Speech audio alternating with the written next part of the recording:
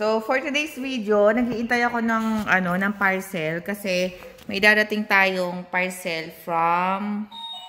Ayun, guys. Wait lang. Ayun. May in-order kasi akong mga chocolate online. So, natin. Hinihintay ko siya kasi tinawagan ako ng rider kanina. Sorry guys, ang pangit ng lightings natin. Wait lang.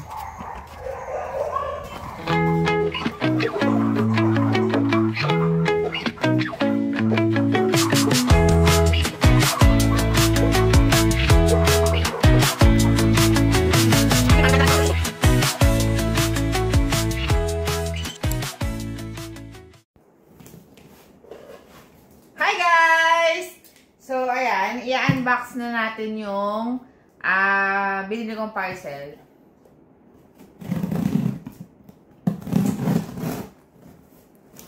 So, ano to guys, galing to ng Australia. Tapos, pinaship nila dito sa Philippines. Mga less than 2 weeks lang. Sobrang bilis lang pala.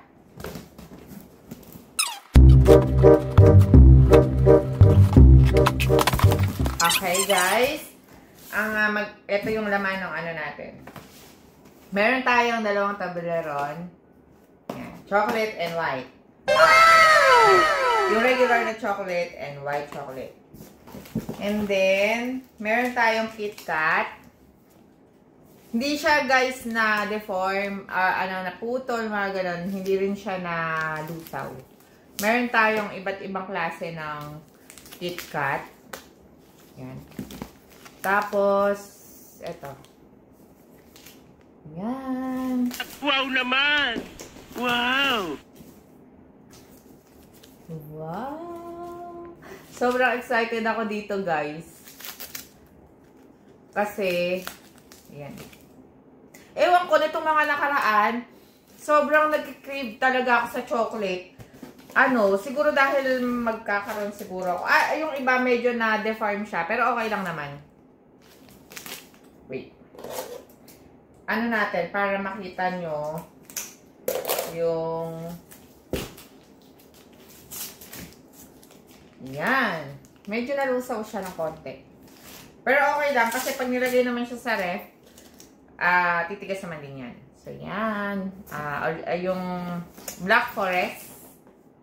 And then, yan. Black Forest, hazelnut.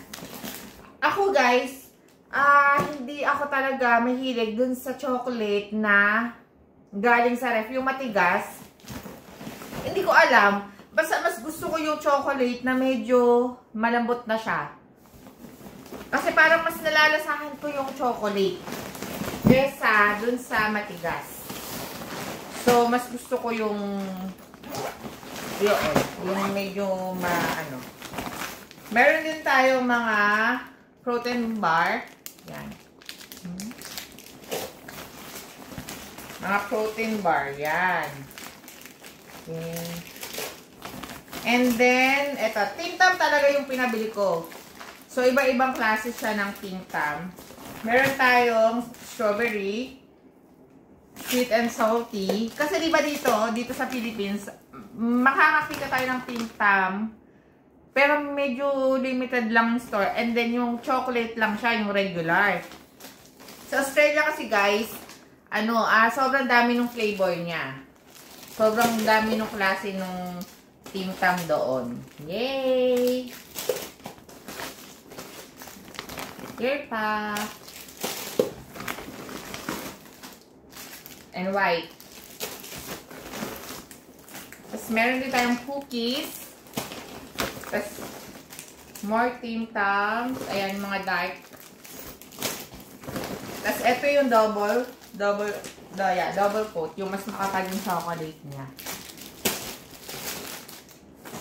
Yan. Ito guys, hindi siya nadurog. Hindi rin siya nalusaw. Siguro dahil nasa lalagyan, hindi ko alam. Tapos mga biscuits.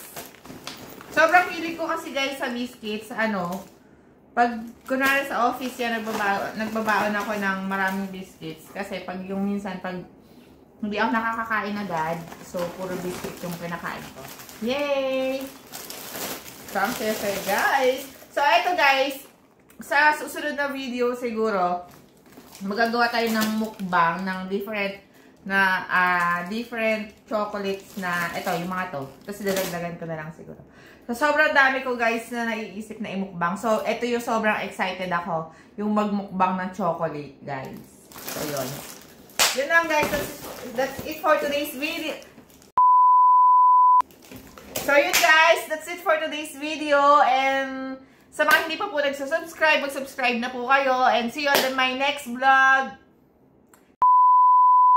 Sa mga hindi pa po guys nagsusubscribe, please mag-subscribe na po kayo. And yun.